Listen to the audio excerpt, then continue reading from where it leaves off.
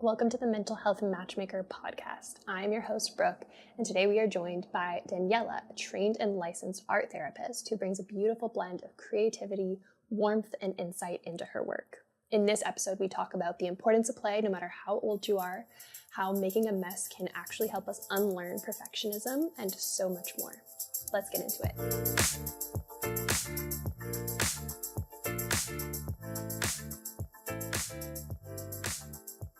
Daniella, I wanted to get right into it and start talking about something that I notice on a lot of your bios and pages, and that is a focus on identity as a specialty.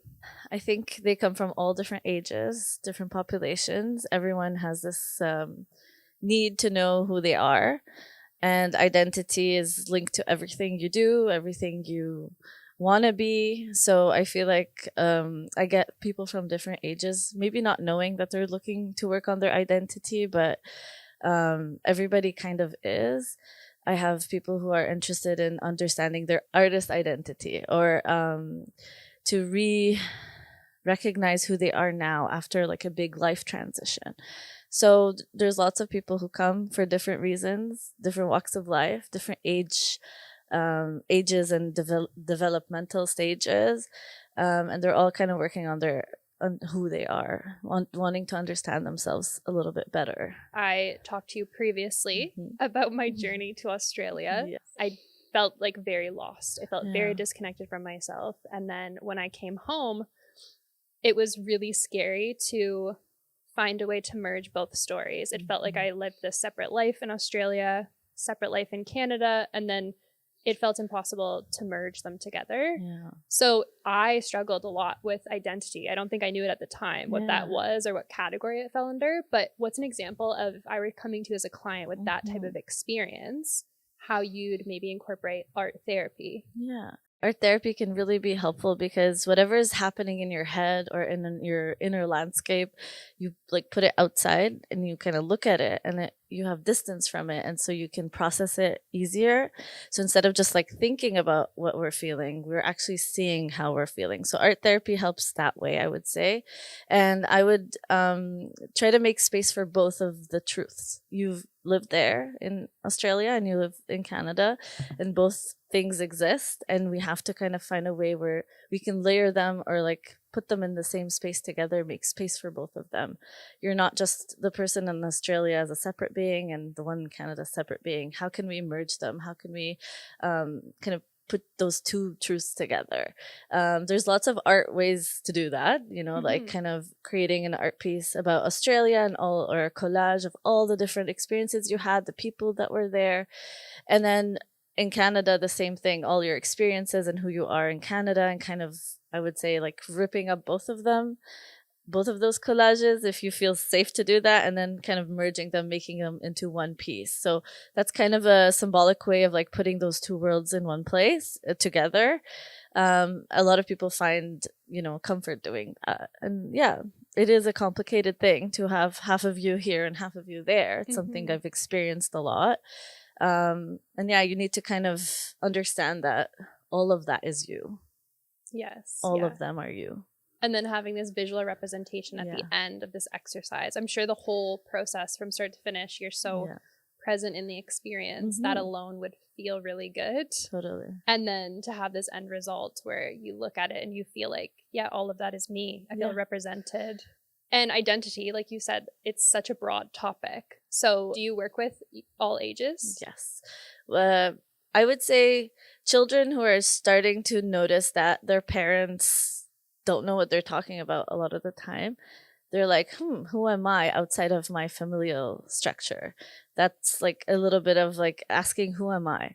And so in art therapy, we kind of work on that, like allowing them to make decisions for themselves and see like how are they finding autonomy so they can understand who they are better outside of their mom and their dad telling them what they should be doing or how they should be acting or So that's like, you can start as early as 7 years old. And then in the teenage years, you're going through a transition with your body, with your thoughts, with your everything is changing.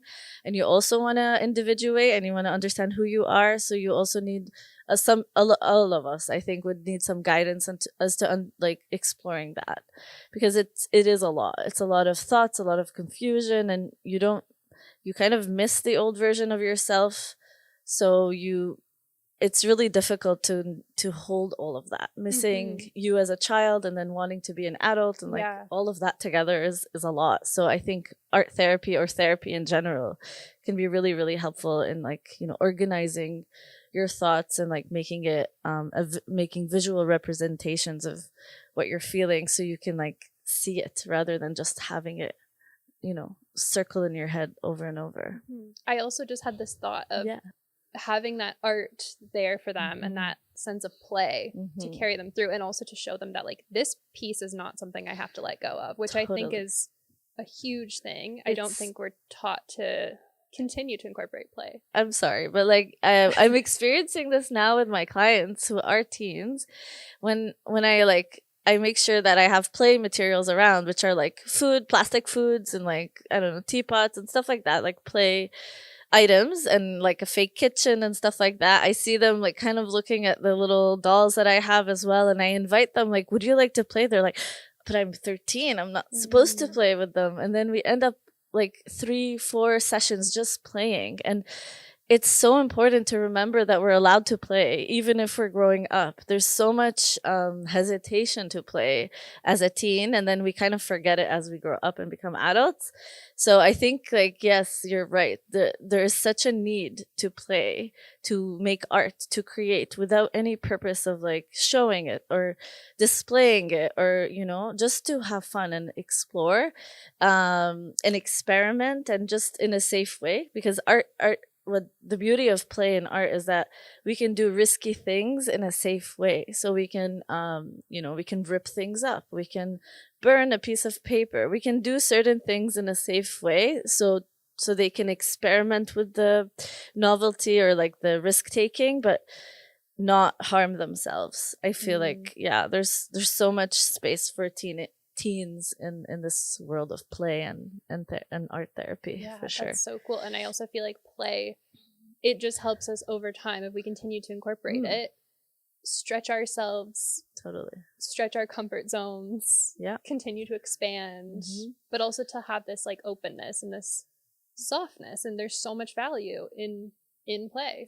100%. There is a lot of value in play. It's really good for our souls, and as adults, a lot of adults who seek therapy, a lot of them are looking for their inner child. They're like, that inner child doesn't go. They're still there. They're kind of sleeping, or they're waiting for you to recognize them. And so if you can, as children, remind teens that it's okay to play, and like you just continue it, they will easily play when they become adults. It'll become easier for them to understand that play is important.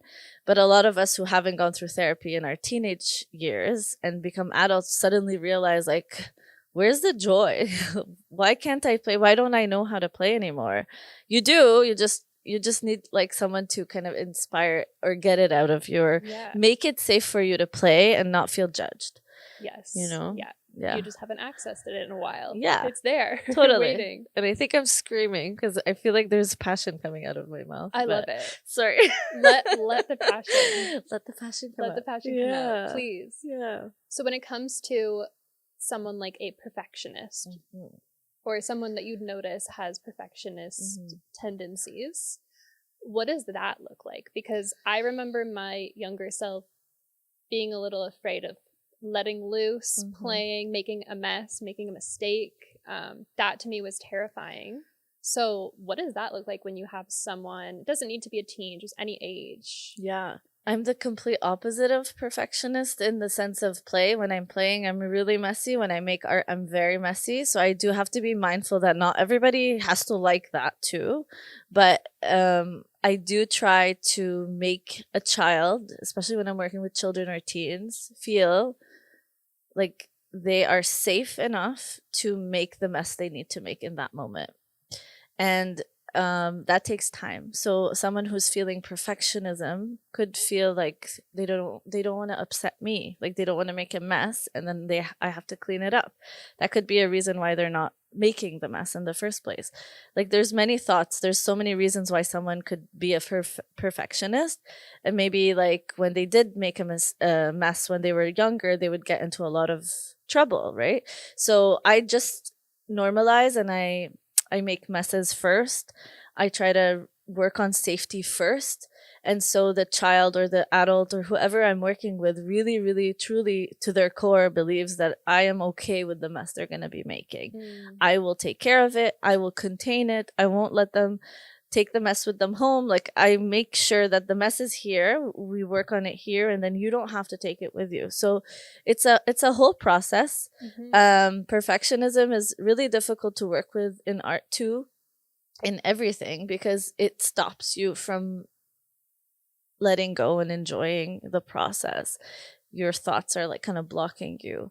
And so I normalize making mistakes a lot in front of people who are perfectionists, and normalize how I would react when that happens. So like, oh, I hate how this turned out, but it's okay. I'm going to flip it over and do something else with it. So I just show, or I role model what you could do with what's bothering, but that doesn't really work with every single person.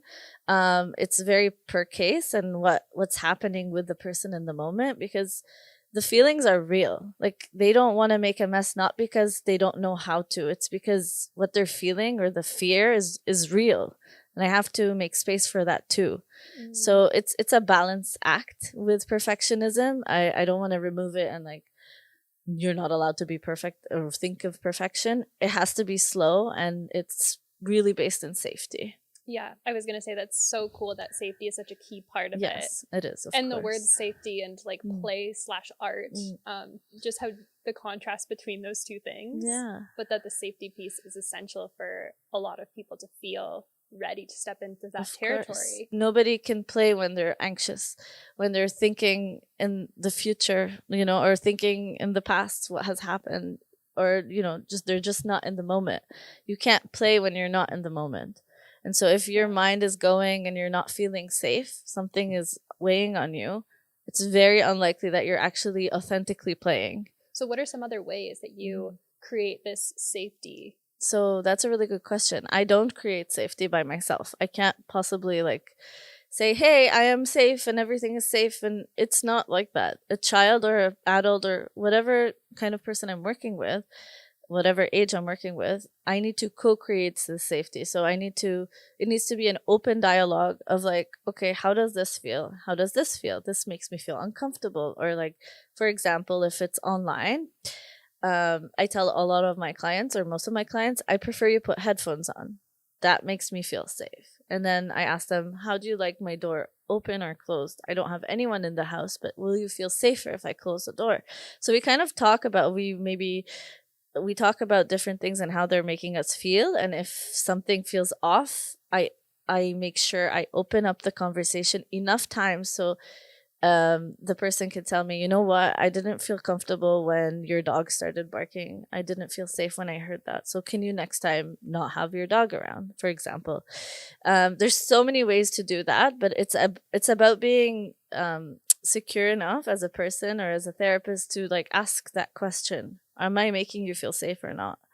We kind of avoid it or assume our presence is safe, but it doesn't necessarily mean that it is. You have to like engage, and it has to be co-created.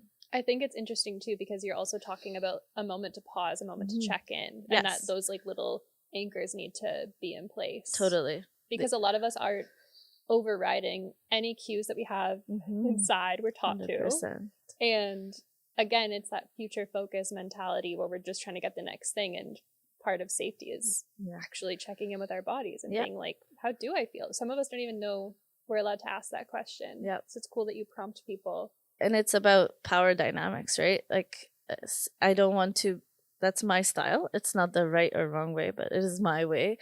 I don't like my client to feel like I have power over them in the sense of like, I make the decisions, or I come here planned with like, I have a plan in hand and I'm doing what I'm thinking is right for you. I really believe that the client knows best I can't tell them how they're feeling. They know how they're feeling.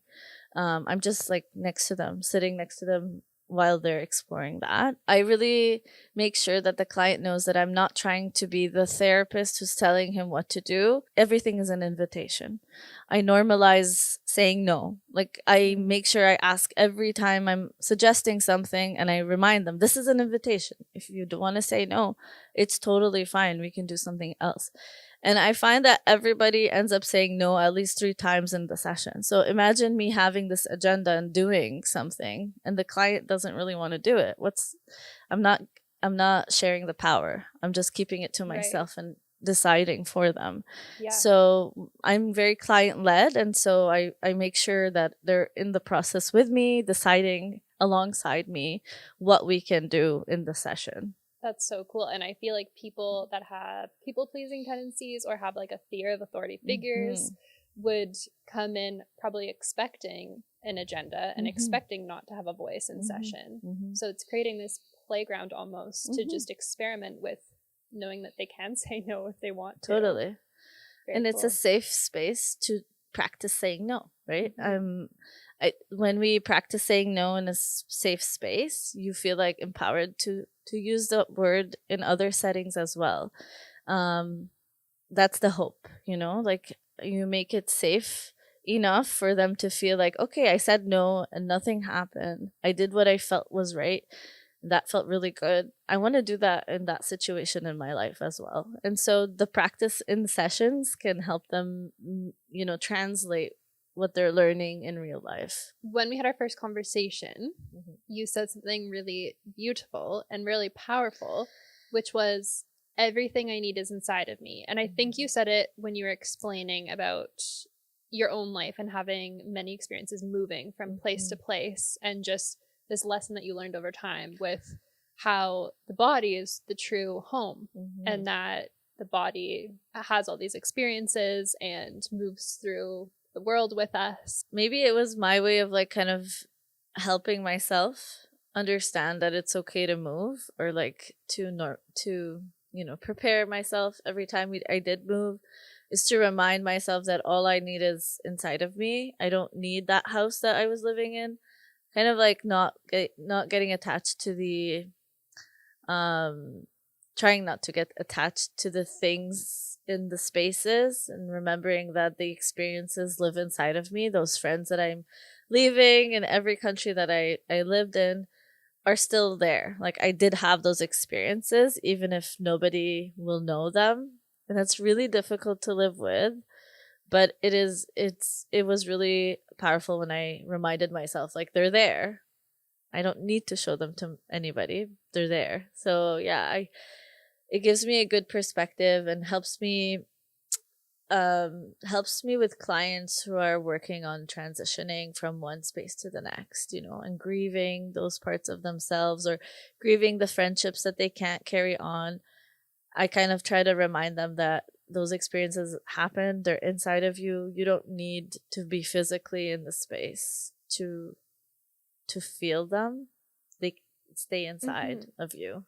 It paints this picture of wholeness for me, because you could frame it in a way, which I've done before when I was like in more of a scarcity mindset, where if I'm going to all these places, I'm thinking about like the goodbyes and all the things I'm leaving behind. Yeah. But I like how this shifts the framing into like, I'm accumulating all these experiences. They're becoming a part of me, and I'm just gaining more as I go, and I'm able to integrate all the lessons as I go. And totally, that's one of my I would say my superpowers. Like how in your unconscious it's just filled with things, experiences that you've had, maybe you haven't processed, but they're kind of there. And so interactions with new people, I can pull out from, because I've had so many different interactions in so many different spaces, I'm able to connect with people really quickly, because I can like go back to a time that I did have something similar and bring it back. So yes, they stay there. All your experiences are there in the back of your mind, or in your amygdala, and you're like waiting for you to kind of touch on them and bring them back. So everything probably I've said today has been inspired by someone I've spoken to, whether it's at school, my university or my professors, my supervisors, they're all little bits and pieces. And I become that person, right? Taking from everyone I love and care about and becoming me. So that's how I keep those memories alive, I would say, just by me using their inspiration all the time. Yeah. That's really cool. I had this vision coming to mind of like being in the therapy room and then having all these little pieces of us inside, and that we had this space now to kind of filter through thoughts, but also like acknowledge things we've learned, bring to surface things that we've experienced and that we're holding on to emotionally. So I feel like therapy is such a good way to honor the body's wisdom, to honor the body as a home, because it's a time that we get to carve out to actually just listen to it and be present with it. Totally. And that could be scary, but it also can be really, like, you can have a lot of aha moments, like understanding why you feel certain ways. It just like makes it full circle, right? Like, I think we all need therapy. All of us. There's no like reason to go to therapy other than it's a space for you to like kind of look through your life, process the things that you've experienced and make sense of them. We sometimes just need that like hour to have for ourselves a week to like actually do that. And we deserve that. We're entitled to that. The world is so noisy and so loud, and then adding screens and our devices and how we're constantly having to consume all this information to continue to move through the world and just be so future focused, reaching our next goal without carving out this time. Like, we're not able to integrate all the things that we've learned so far. Totally. And that goes back to your identity, like who you are under all that noise, and like what are you learning, what are you picking up. It all like adds up to who you are as a person and your values. And so it is like kind of, it all connects to each other, right? And we can't do any of this if you don't feel safe with your therapist in that room. It's all back to also safety, right? Is there anything you would want people who are on the fence about therapy, or maybe art therapy specifically, to know? Yeah, I think a really obvious and like misconception that happens a lot with art therapy is that you have to be an artist or know how to make art or enjoy making art. You don't need any experience in art making, because we never focus on the final product of what is being created. Rather, we work on the process of like how you're feeling when you're creating. And we've been trained not to say, oh, I love this, or I love your art, so you don't feel like we're not even looking at the aesthetics of the piece in the end. We're just working on how it's making you feel in this moment. Is it able to bring out something, a memory, a feeling? And we work with that. So art therapy is a tool that we use in the therapy session, and it works really, really well. And it's not just for artists or people who like art or make art. That's something I think is a misconception about art therapy. And if you're on the fence of doing therapy, it's hard to change people's minds about this, because a lot of different cultures view therapy in a different way. You have the choice to ask for a referral. I think a lot of people forget this, that if you do meet a therapist and you don't really vibe or it doesn't really work out, the therapist can help you find another therapist. You're not kind of stuck with that person. So I think that's really empowering and important to know. Like, if you're not sure about the therapist you're going to be working with, you can always change that therapist too. Like, you have that power. We're not locking ourselves in. Yeah. I think it's important to say that. It's really effective, and it gives you fast results in the sense of like you reach an emotion much faster, I would say, than talk therapy. It's really good for folks who are nonverbal. So I work with a lot of children who are on the spectrum, and art therapy helps me and helps them express something that words just don't do for them. Like, they can't maybe find the words for it, or they don't use words in the first place. So it's good for such a broad range of humans, for all different ages. And yeah, it's amazing. I love it. I think adults get shocked. A lot of adults get shocked that it could be for them as well. Yeah. So art therapy can be so effective for children and adults. Yes. And the elderly. Like, it can bring up a lot. For example, I will just say this quickly. The elderly like to do a life review. So they like to look back at all their life events that have happened, that have shaped who they are. And they like to, like, a lot of the time we like to work with them to kind of close certain chapters in their life. And art therapy can be such a powerful tool because you can get photos and images and create a collage. You can create a story together. You can draw your favorite, spaces that you've been to. And if they're not interested in drawing, the art therapist can draw with them. Right. It's not necessarily them having to have the skill of drawing, but there's so much to do with all the different age populations. That's really, really cool. It's really cool. Yeah, that last one you mentioned is beautiful. Yeah. Well, people can book in with you. Mm-hmm. You are located in Markham. Yes, and virtually. Thank you so much for everything you've shared. Thank you for having me.